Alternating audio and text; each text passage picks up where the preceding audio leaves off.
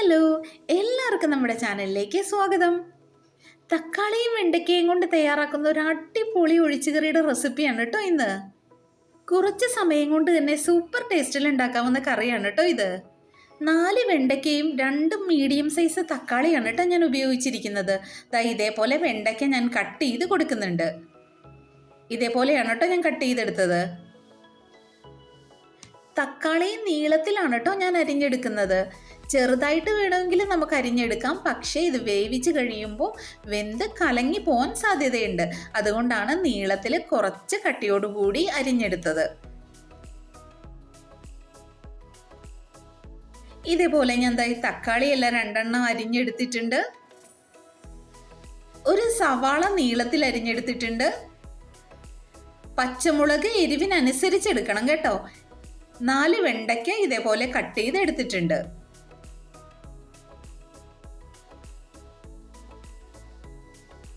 കറി തയ്യാറാക്കുന്നതിനായി ഞാനൊരു ചട്ടി വെച്ച് കൊടുത്തിട്ടുണ്ട്. അതിലേക്ക് 2 ടേബിൾ സ്പൂൺ വെളിച്ചെണ്ണ ഒഴിച്ചു കൊടുക്കുക.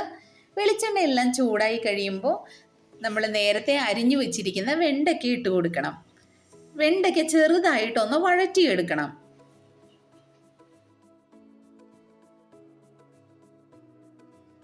വെണ്ടയ്ക്ക് ഭയങ്കരമായിട്ട് ഫ്രൈ ആക്കി എടുക്കരുത് കേട്ടോ.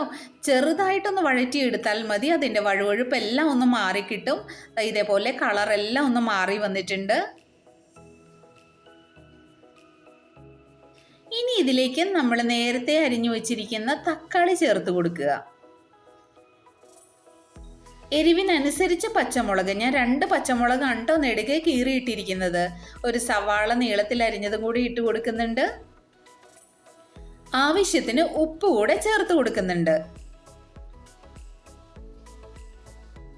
എല്ലാം കൂടെ നന്നായി ഇളക്കി യോജിപ്പിച്ചതിന് ശേഷം ചെറുതായിട്ടൊന്ന് വഴറ്റിയെടുക്കണം.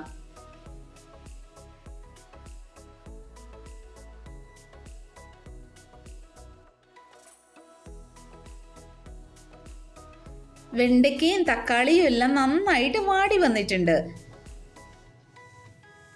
ഇനി ഇതിലേക്ക് 1/2 ടീസ്പൂൺ മഞ്ഞൾപ്പൊടി ഞാൻ ചേർത്ത് കൊടുക്കുന്നുണ്ട്. 1/2 ടീസ്പൂൺ മുളക് പൊടി ചേർത്ത് കൊടുക്കുന്നുണ്ട്. എല്ലാം കൂടി ഒന്ന് ഇളക്കി യോജിപ്പിച്ചതിന് ശേഷം പൊടികളുടെ പച്ചമണം മാറുന്നത് വരെ ഒന്ന് വഴറ്റിയെടുക്കണം.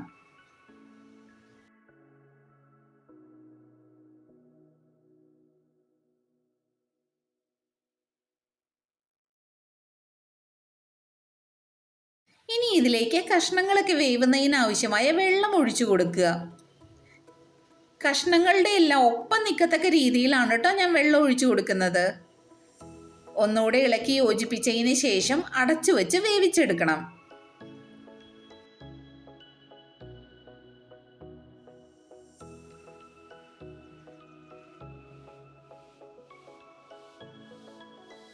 ആ സമയം കൊണ്ട് നമുക്ക് കറിക്കുള്ള അരപ്പ് തയ്യാറാക്കാം. 1 മുറി നാളികേരത്തിലേക്ക് 1/4 ടീസ്പൂൺ ജീരകവും ചേർത്ത് 1/2 കപ്പ് വെള്ളവും കൂടി ഒഴിച്ച് നന്നായിട്ട് അരച്ചെടുക്കണം. ഇതേപോലെ ഫൈനായിട്ട് ഞാൻ നല്ല വെള്ളത്തോടു കൂടി തന്നെ അരച്ചെടുത്തിട്ടുണ്ട്.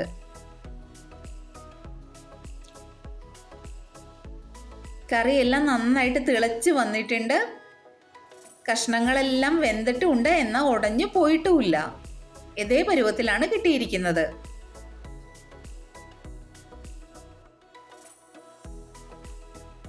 ഇനി ഈ കറിയിലേക്ക് നാളികേരത്തിന്റെ അരപ്പ് ചേർത്ത് കൊടുക്കണം. കുറച്ചുകൂടെ വെള്ളം ഞാൻ ഒഴിച്ചു കൊടുക്കുന്നുണ്ട്. എല്ലാം കൂടെ ഇളക്കി യോജിപ്പിച്ച് ഒന്നുകൂടെ അടച്ചു വെച്ച് തിളപ്പിച്ചെടുക്കണം. ചെറുതായിട്ടൊന്ന് തിളപ്പിച്ചെടുത്താൽ മതി, കൂടുതൽ നേരം തിളപ്പിക്കരുത്.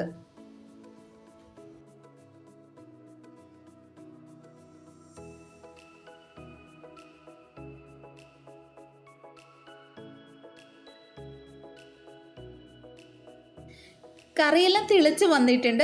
ഇതേപോലെ ചെറുതായിട്ടാണ് തിള വന്നിരിക്കുന്നത്. അപ്പോൾ തന്നെ ഫ്ലെയിം ഓഫ് ചെയ്യണം. ഇനി നമുക്ക് കറിയിലേക്ക് വറുത്തിടുന്നതിനായി ഒരു പാൻ വെച്ച് അതിൽ വെളിച്ചെണ്ണ ഒഴിച്ചു കൊടുക്കുക. വെളിച്ചെണ്ണയെല്ലാം നന്നായിട്ട് ചൂടായി കഴിയുമ്പോൾ 1/2 ടീസ്പൂൺ കടുക് ഞാൻ ഇട്ട് കൊടുക്കുന്നുണ്ട്. കടുകെല്ലാം പൊട്ടിക്കഴിയുമ്പോൾ 1 വറ്റൽമുളക് ചെറുതായി അരിഞ്ഞത് ഞാൻ ചേർത്ത് കൊടുക്കുന്നുണ്ട്. വറ്റൽമുളകിന്റെ നിറമെല്ലാം മാറി വരുമ്പോൾ അതിലേക്ക് 1 തണ്ട് കറിവേപ്പില കൂടി ചേർത്ത് കൊടുക്കുന്നുണ്ട്. വറ്റൽമുളകും കറിവേപ്പിലും എല്ലാം നന്നായിട്ട് മൂത്ത് വരുമ്പോൾ അതിനെ കറിയിലേക്ക് ഒഴിച്ചു കൊടുക്കണം.